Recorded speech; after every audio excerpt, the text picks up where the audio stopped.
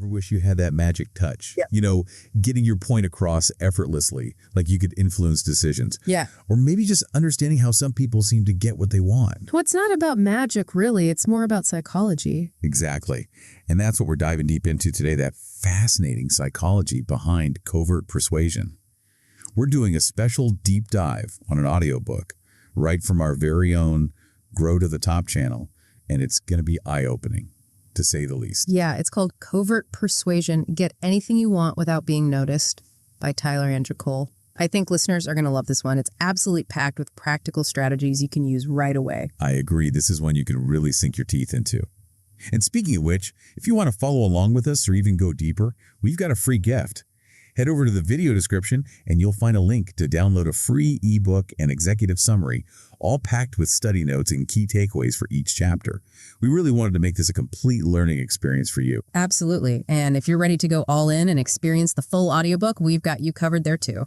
The second link in the description will take you straight to it. Perfect. So for those listening along with just us for now, let's unlock some of the secrets of covert persuasion together, shall we? Let's do it. Tyler starts off by explaining that this book really comes down to understanding what he calls the invisible strings that influence our thoughts and actions. And of course, how we can use that knowledge ethically and authentically.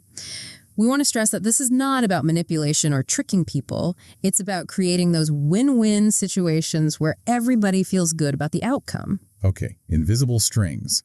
That already sounds intriguing and a little mysterious. Tell me more about that. Well, imagine really understanding what makes people tick.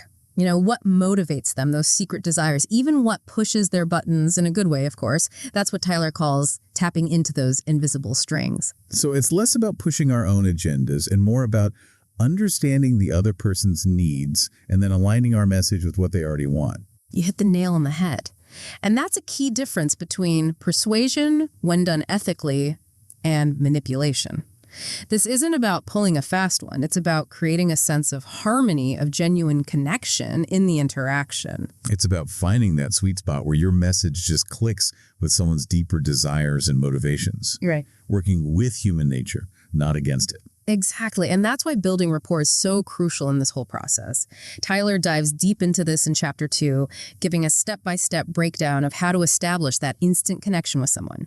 Being present, truly listening, finding common ground. It's funny because we often think of persuasion as this big, grand speech or some killer argument, when in reality, it often comes down to those subtle, everyday interactions, just making someone feel seen and heard. Absolutely. You know, when you can genuinely connect with someone like that, when you build that solid foundation of trust and understanding, that's like you've already won half the battle without even realizing it. People become naturally more open to what you have to say when they feel that connection. It's like those moments when you just click with someone. You know, you're on the same wavelength, maybe even finishing each other's sentences. Maybe that's covert persuasion in action. Who knows? Right. It's like magic, but with a dash of science behind it. Exactly.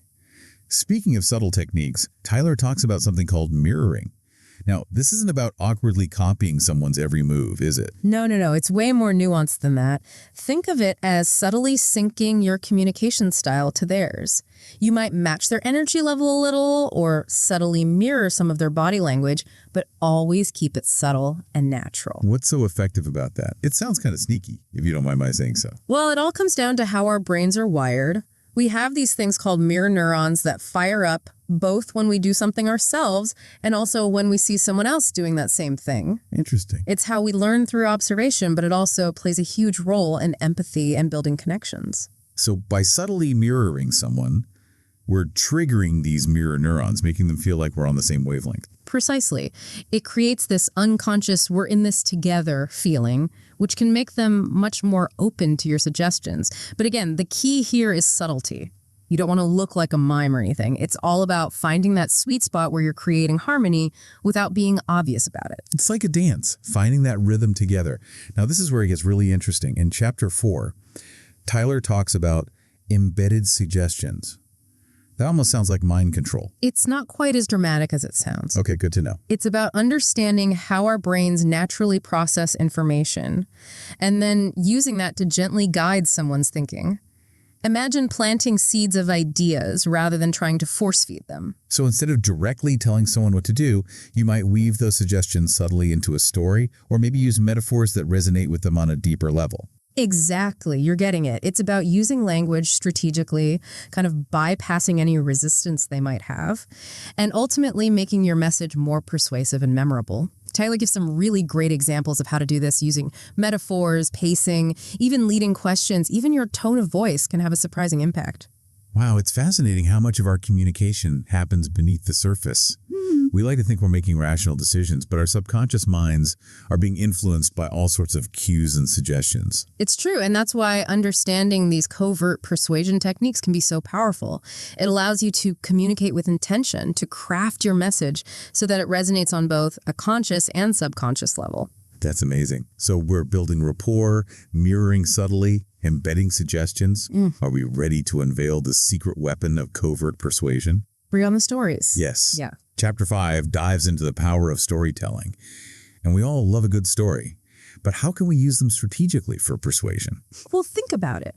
Stories have this incredible power to bypass our logical filters and tap directly into our emotions. They create these vivid pictures in our minds, making us feel like we're experiencing something firsthand. It's the difference between, say, reading a dry textbook and getting lost in a captivating novel. One washes over you, the other stays with you. 100%.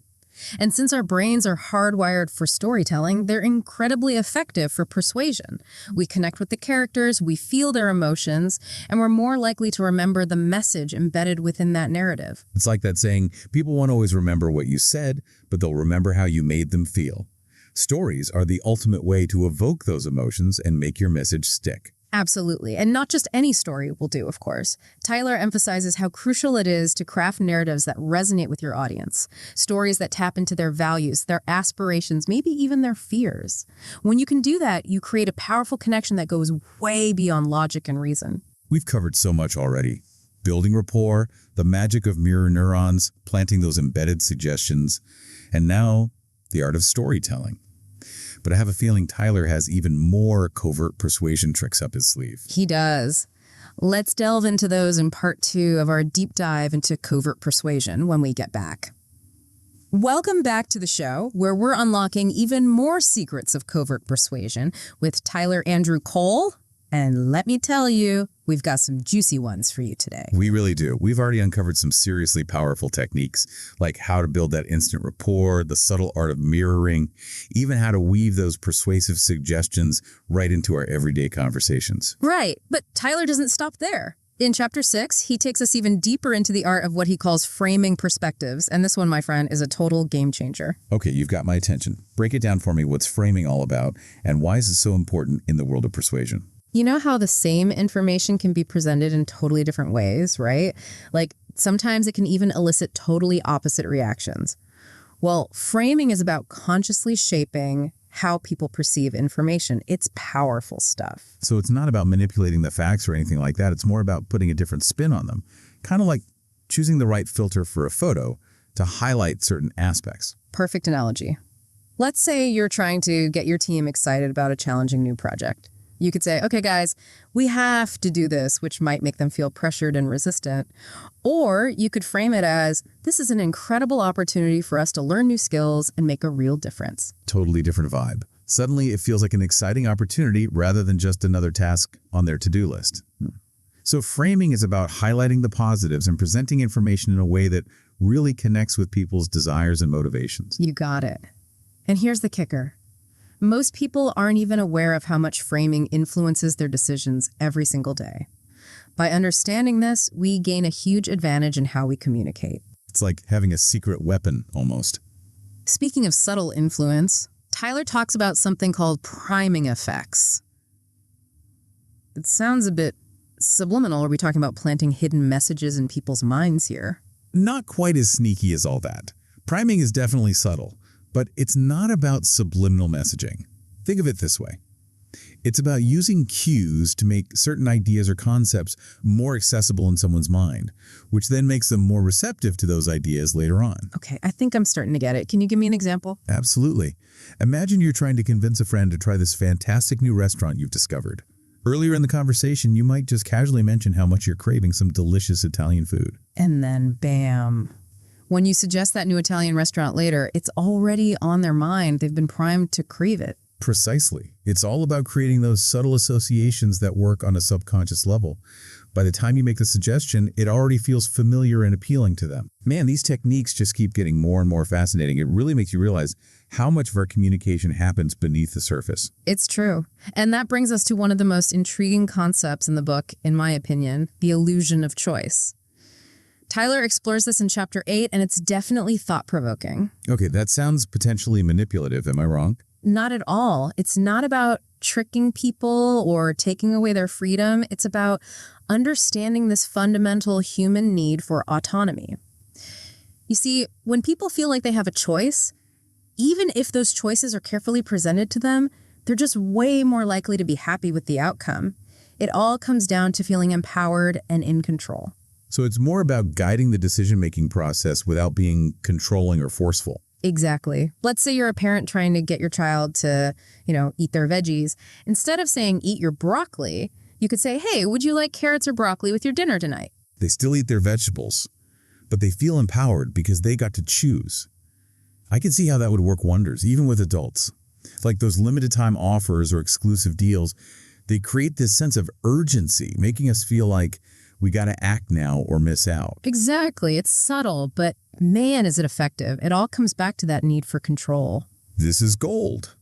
But with all these amazing techniques at our fingertips, how do we make sure we're using them ethically? That we're not crossing that line into manipulation. That's such a great question, and it's where Tyler's emphasis on subtle mastery comes in.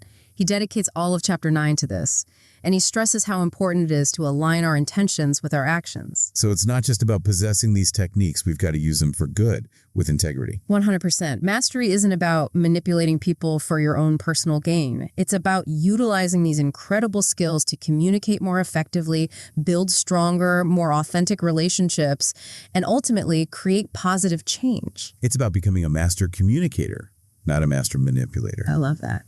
Right. It's about reading the room, understanding your audience, and choosing the techniques that are the best fit for each unique situation. It sounds like practice and a good dose of self-awareness are key here. Absolutely. But the results are beyond worth the effort. When you truly master these techniques, you unlock this whole new level of influence and impact. This has been incredible. From the foundations of rapport to the nuances of framing, priming, and the illusion of choice, we've covered a lot of ground here. But there's still one more crucial element we need to explore: how to actually bring all of this together and become a true master of covert persuasion.